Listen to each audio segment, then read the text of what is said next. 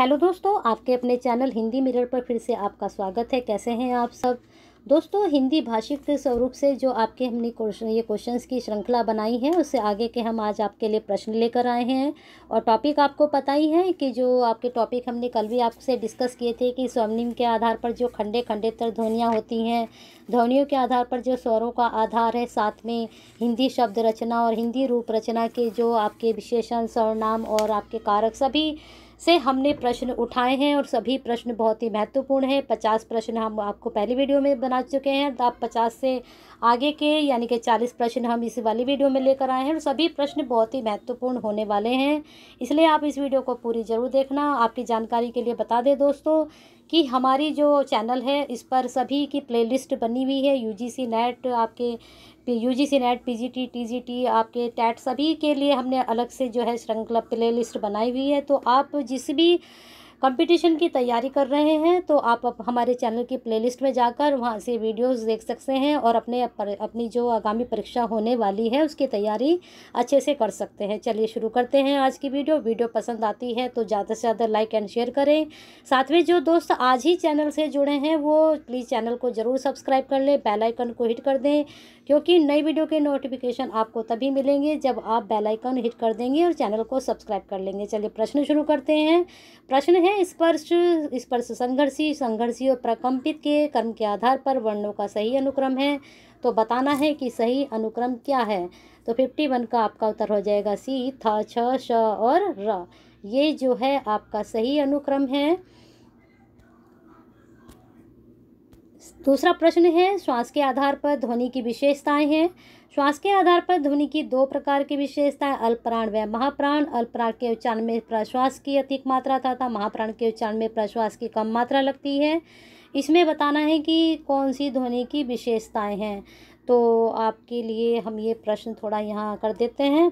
तो इसमें बताना है, फिर थर्ड है आपका वर्ग के प्रथम व तृतीय वर्ग का अल्पप्राण तथा दूसरे व चौथे प्राण को महाप्राण कहते हैं। ये कल मैंने वीडियो में आपको सब अच्छे से समझाया था, तो आपको पता चल गया होगा कि इसमें कौन सी विशेषताएं हैं और कौन सी नहीं हैं। तो 52 का आपका हो जाएगा डी, 1, 3, 4। तो मैंने कल आपको समझाया था कि ये वाली भी समझाई थी, ये भी समझाई थी और ये भी समझाई थी, लेकिन अल्पप्राण के उच्चारण में प्रश्वास की अधिक मात्रा, ठीक है, उच्चारण में प्रश्वास की कम मात्रा। यहाँ पर गलत दिया हुआ है। अल्पप्राण में जो है कम मात्रा लगती है और महाप्राण में ज़्यादा मात्रा लगानी पड़ती है, ठीक है। तो यहाँ पर ये दूसरा जो है गलत हो जाएगा, बाकी तीन जो है विशेषताएं सही हैं। चलिए अगला प्रश्न देख लीजिए। निम्न में घोष वर्ण है। घोष वर्ण, घोष अघोष भी आपको समझाए थे पहली वाली वीडियो में। महाप्राण, अल्पप्राण, घोष, अघोष, खंडेतर ध्वनियाँ क्या होती हैं, खंडे ध्वनियाँ क्या होती हैं, ये सब मैं पहली वीडियो में आपको एक्सप्लेन कर चुकी हूँ। तो आप ज़रूर अच्छे से समझ गए होंगे कि घोष वर्ण कौन सा है। तो 53 का आपका हो जाएगा सी, 1 और 3 घोष वर्ण है, यानी कि 1 और 3 ग और घ और अणा, ठीक है। अगला प्रश्न है उपसर्गों की विशेषताएं हैं। क्या होती हैं उपसर्गों की विशेषताएं, इसमें से बताना है। तो 4 विशेषताएं दी गई हैं, इसमें से कौन कौन सी विशेषताएं सही हैं और कौन सी नहीं है, ये हमें देखना है।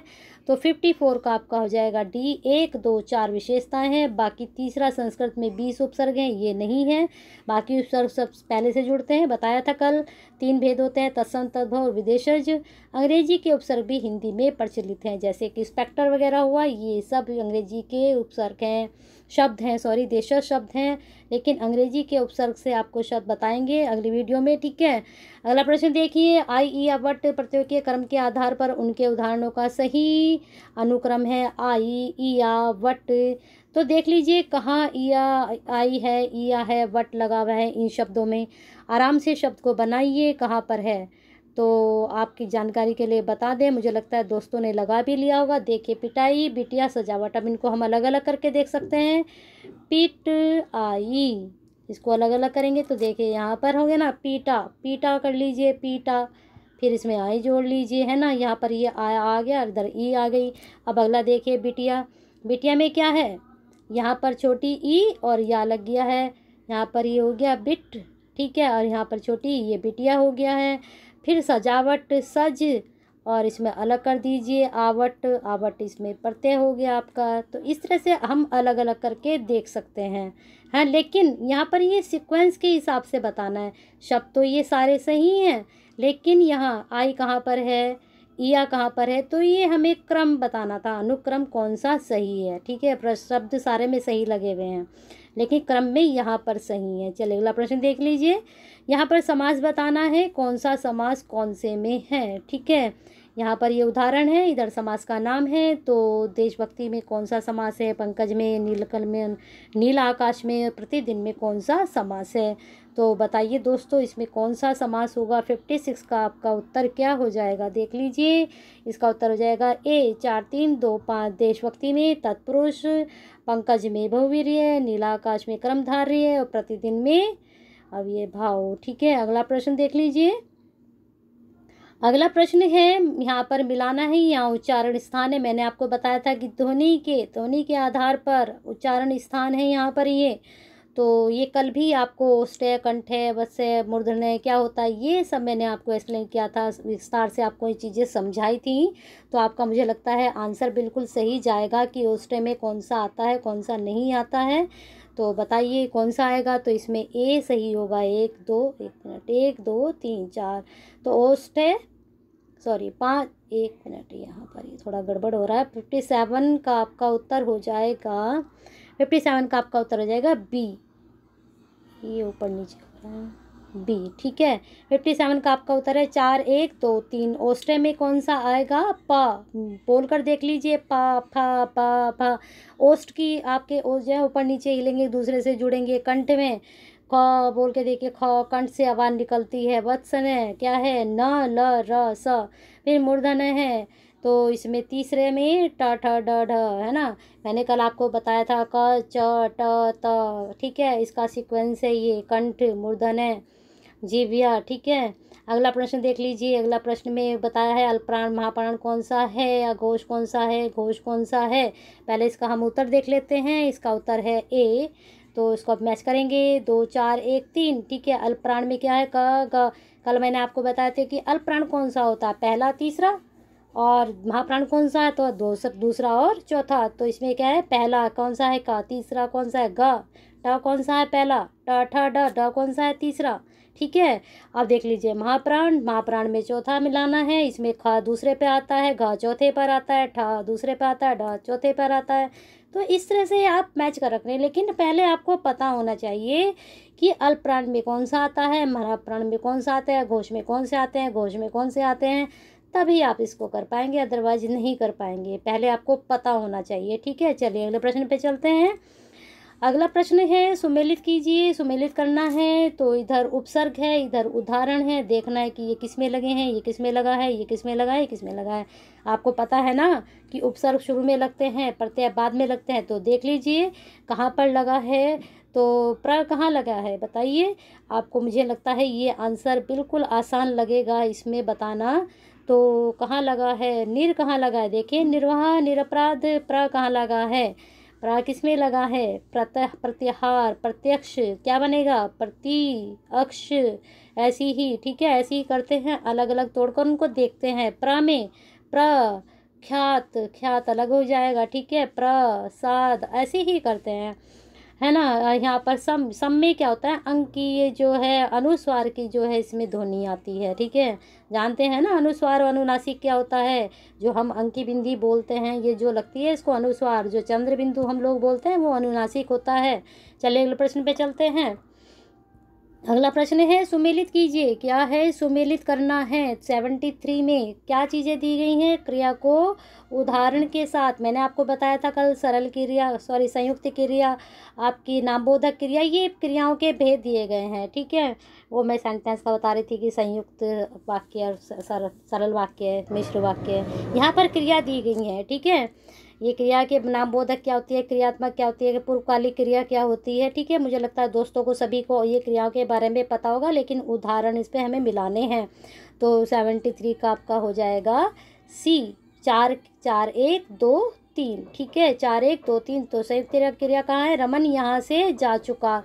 ठीक है, तो आप मिला लीजिए इसको। और नामबोधक क्रिया में क्या है, यह जमीन दबोगुन ने हथिया ली।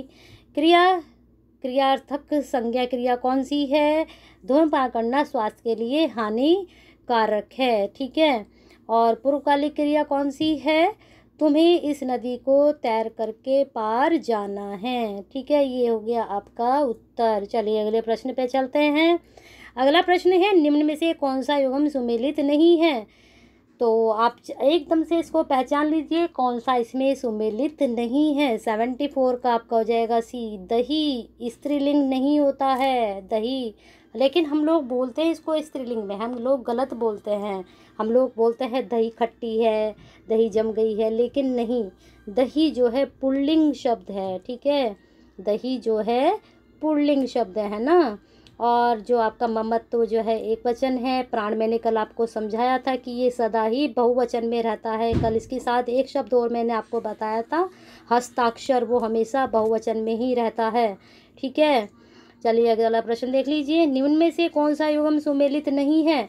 तो यहाँ पर क्रियाएं दी गई हैं, सकर्मक क्रिया, कर्मक क्रिया, सभी को पता होगा कर्मक क्रिया किसे कहते हैं। सकर्मक, कंठोष्ठ, हमने आपको कल समझाया था। कंठोरोष्ठ वाले जो शब्द होते हैं, वर्ण होते हैं, मूर्धन्य वर्ण कौन सा होता है, ये भी अभी आपको ऊपर बताया है मैंने। तो 75 का उत्तर बताइए क्या होगा? डी। तो यहाँ पर डी आपका गलत है, ठीक है। ता जो है मूर्धन्य में नहीं आता है। ता किस में आता है बताइए? अभी आपको मैंने बताया क च ट त प, क च ट त प, इसको सीक्वेंस याद कर लीजिए। कंठ, तालु, मूर्धन्य, जीव्या, ठीक है। ये सब आपको याद करना है, तो देख लीजिए क च ट त और प।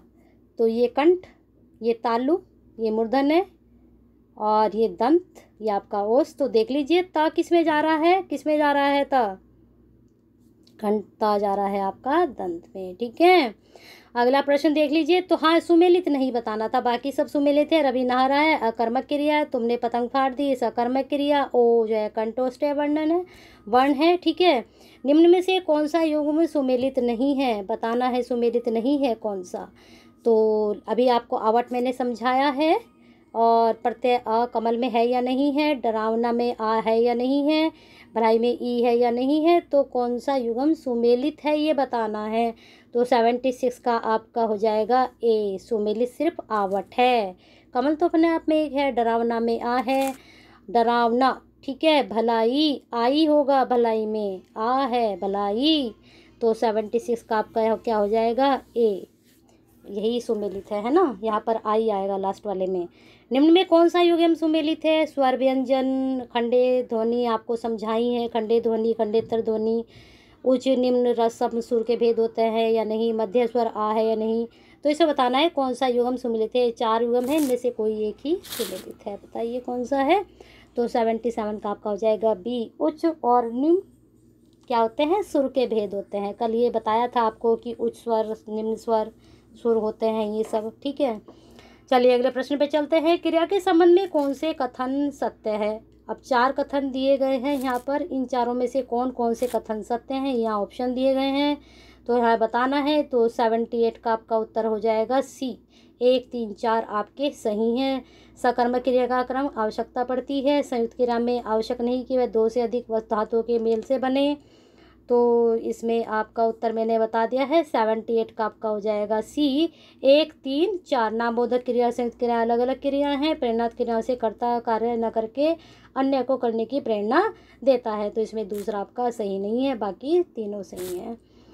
वाक्य के संदर्भ में निम्न से कौन से कथन सत्य हैं बताना है। वही कथन सत्य हैं, यहाँ पर यहाँ आपके कूट दिए गए हैं, इनमें से आपको बताना है कौन से सही जा रहे हैं। तो 79 का आपका हो जाएगा बी, 2 और 4 सही। 4 अर्थ के आधार पर वाक्य के भेद 8 होते हैं, बिल्कुल सही है। और चौथा, संयुक्त वाक्य संयोजक अवयव द्वारा जुड़े होते हैं, ठीक है। चलिए अगला प्रश्न देख लीजिए। राहुल आ गया उदाहरण है, वाक्य संबंधी अर्थभेद कितने बताए अभी आपको? अर्थ के विषय में भेद कितने बताए हैं? 8, ठीक है। अभी अभी समझाए कि 8 भेद होते हैं। तो यहाँ पर सुमेलित करना है, तो यहाँ भेदों से ये इधर उदाहरण है, इधर ये भेद दिया गया, इसके उदाहरण से हमें सुमेलित करना है। तो 80 का आपका उत्तर हो जाएगा ए, 5, 1, 4, 2। राहुल आ गया है, विधिवाचक है, ठीक है। यदि वर्षा हुई तो फसल अच्छी होगी, संकेत दिया जा रहा है कि अगर वर्षा होती है तभी फसल अच्छी होगी, ये संकेत दिया जा रहा है। राहुल यहाँ बैठो, कैसा है? आज्ञा दी गई है, बैठिए यहाँ पर, आपके लिए ऑर्डर दिया गया है, ये आज्ञा दी गई है। फिर कौन सा है आपका, रामू दिल्ली से आ गया है, संदेहवाचक, आ गया होगा, पता नहीं, पक्का नहीं है, आया है नहीं आया है, तो ये क्या हो गया, संदेह है यहाँ पर। चलिए अगला प्रश्न देख लीजिए। द्वितीय, तृतीय, चतुर्थी तथा पंचमी तत्पुरुष के अनुसार इनमें से उदाहरणों का सही अनुक्रम है। ये आपको समझाया था कल भी, ये तत्पुरुष में विभक्ति लगती है कारक की, ठीक है। तो बताइए द्वितीय व्यक्ति वाला कौन सा शब्द है, तृतीय चतुर्थी भक्ति वाला, तो 81 का आपका हो जाएगा डी, जन प्रिय, प्रेमातुर, युद्धाभ्यास, जन्मानाथ। तो ये भक्ति के अनुसार तत्पुरुष समास के उदाहरण है। चलिए अगले प्रश्न पर चलते हैं।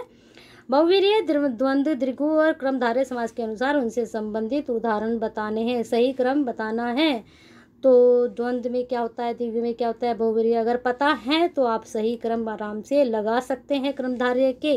तो बताइए 82 का आपका उत्तर क्या हो जाएगा, बी, चंद्रशेखर, शीतोष, सप्तऋषि, पुरुषोत्तम। तो द्विगु समास में क्या होता है, सप्तऋषि यानी कि काउंटिंग होती है। शीतोष्ण, यहाँ पर बीच में वो आता है, डैश आ जाता है। चंद्रशेखर, बहुवीर्य, कुछ और अलग ही उदाहरण मिल जाता है। क्रमधारय में आप किसी चीज़ को धारण कर रहे हो। पुरुषोत्तम, ठीक है। अगला प्रश्न देख लीजिए। कारक, परसर्ग, परसर्ग में क्या होता है, यहाँ पर कारक हैं, इधर दे रखे हैं परसर्ग, कौन सा है, कौन से, आपको मैंने बताया था कल, कर्ता ने कर्म को करण से, ये परसर्ग होते हैं कारक के, इनको परसर्ग बोलते हैं जो विभक्ति होती हैं आपकी, है ना। तो बतानी है कौन सी विभक्ति इसमें सही बैठ रही है। तो बताइए इसमें 83 का आपका उत्तर कौन सा होगा, 83 का आपका उत्तर हो जाएगा बी, 3 1 4 2। कर्म कारक की क्या है, कर्म कारक की क्या है, कर्म को करण से के द्वारा संप्रदान के लिए, अपादान, अपादान में और पर, ठीक है, से अलग। कल आपको समझाया था मैंने, क्या बताया था ये, एक मिनट, यहाँ पर ये थोड़ा गलत हो गया आपका, यहाँ पर अपादान आएगा से अलग में पर, अपादान का होता है से अलग, अधिकरण का होता है में और पर, है ना। यहाँ पर ये थोड़ा सा हो गया, अधिकरण का होता है में और पर, अपादान का से अलग। अपादान का मैंने कल आपको अच्छे समझाया था सेंटेंस बनाकर कि पेड़ से पत्ता गिरा, ठीक है, तो क्या हुआ, पेड़ से पत्ता क्या हुआ, अलग हो गया। पेड़ से पत्ता गिरा, पहाड़ों से झरना गिरा, तो वहाँ पर झरना जो है पहाड़ से अलग हो गया, तो कौन सा कारक होता है, अपादान कारक।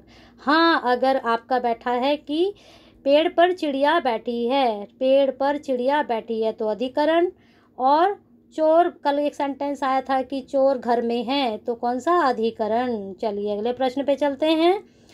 संज्ञा है, आपका उदाहरण है, इधर इधर संज्ञा है, इधर आपका उदाहरण दिया गया है, तो कौन सी संज्ञा, जातिवाचक, भाववाचक, द्रव्यवाचक, समूहवाचक, सभी को पता है, ये तो बहुत आसान प्रश्न है, इसको तो सब बच्चे बिल्कुल आसानी से कर लेंगे। तो इसका आपका उत्तर हो जाएगा सी, इसको आप मैच कर लेना, बहुत आसान इसका उत्तर है, उत्तर मैंने आपको बता दिया, मैच कर लेना इसको।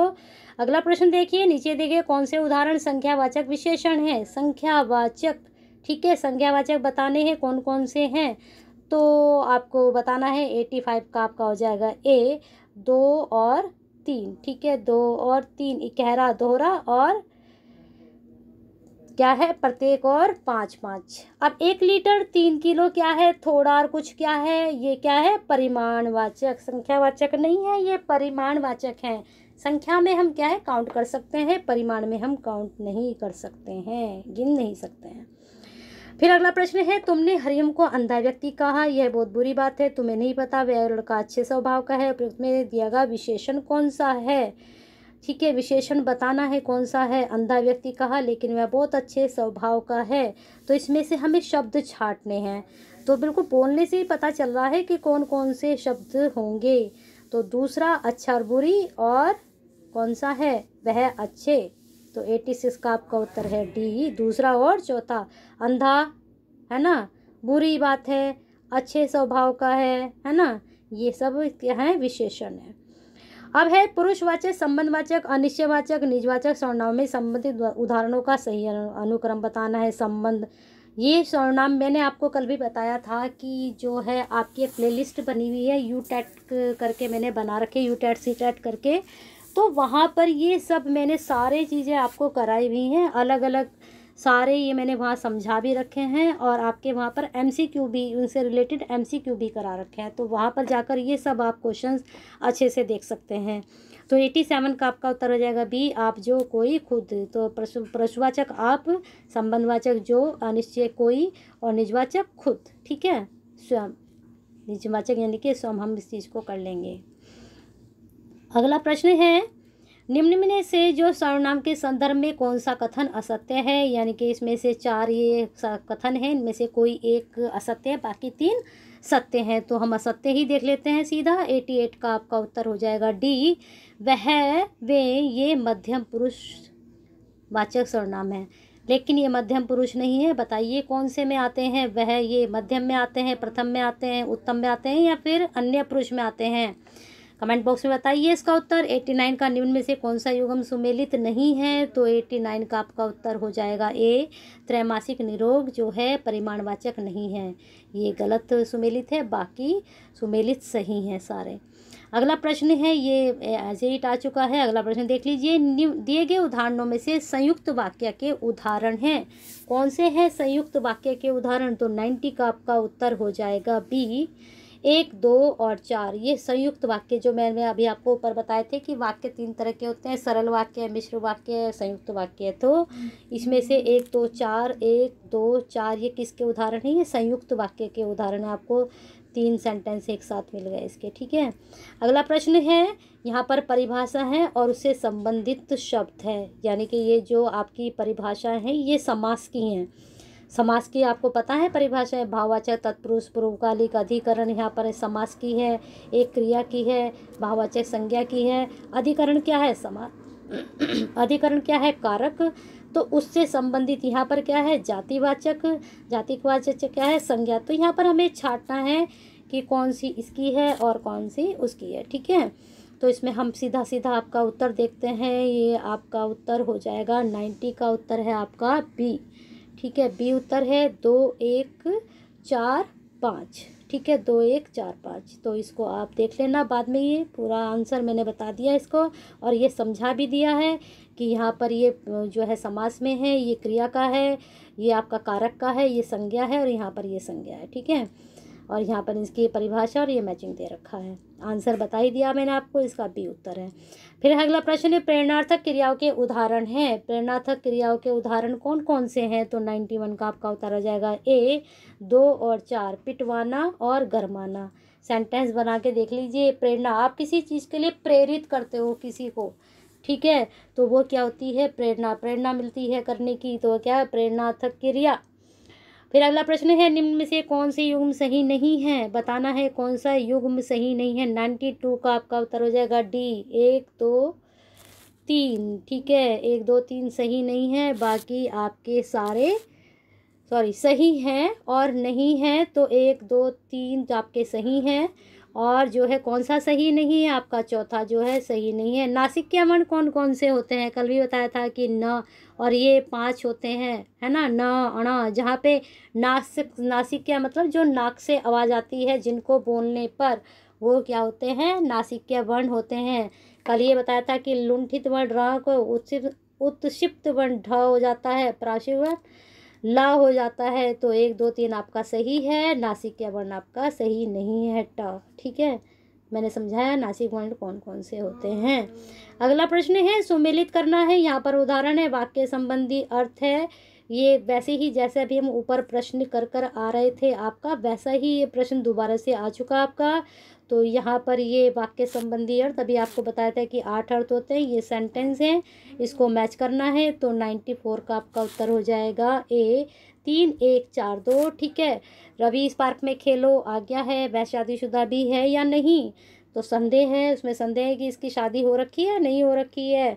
तो चौथे में आपका सी में आपका जीवन सफल हो, विधिवाचक, वाह आप तो मैच जीत गए, हम तो मैच जीत गए हैं। तो इसमें क्या है? विस्मयी वाचक। ठीक है, अब अगला प्रश्न है, निम्नलिखित में से कौन सा युग्म सुमेलित नहीं है? तो यहाँ पर ये 4 हैं आपके, तो एक इसमें सुमेलित नहीं है। कौन सा सुमेलित नहीं है? राजा की पत्नी आज बीमार है, संबोधवाचक, संबोधन कारक है, तो इसमें संबोधन नहीं। अब बताइए कमेंट बॉक्स में इसमें कौन सा कारक आएगा। ठीक है, सूरदास जन्म से अंधे थे, से मैंने भी आपको बताया था अपादान कारक होता है। राजन अभी छत पर, देखिए पर आ गए यहाँ पर, अधिकरण कारक है। वह व्यक्ति कार से टकरा गया, करण कारक। अब देखिए करण में भी से आता है, और जो मैंने अपादान बताया था से, जब पेड़ से पत्ता गिरा, यहाँ भी से है, लेकिन वहाँ पर यहाँ पर जो से है करण कारक का, और इस से में क्या अंतर होता है? अगर आपको पता है तो बताइए। यहाँ भी से आता है, यहाँ भी आता है, लेकिन दोनों में क्या अंतर होता है? अगर आपको पता है तो कमेंट बॉक्स में आप जो है कमेंट करिए, इसको एक्सप्लेन थोड़ा सा करके बताइए। अगर नहीं आता है तो अगर आपकी रिक्वायर है तो मैं समास के ऊपर ये कारक के ऊपर, आपकी समास के लिए भी, कारक के लिए भी अलग से एक लेक्चर प्रोवाइड करा दूँगी, अगर आपकी रिक्वायर है। वीडियो पसंद आई है तो ज़्यादा से ज़्यादा लाइक एंड शेयर करें, जिससे यह कंटेंट सभी के पास पहुंच सके जो भाषा से आपका संबंधित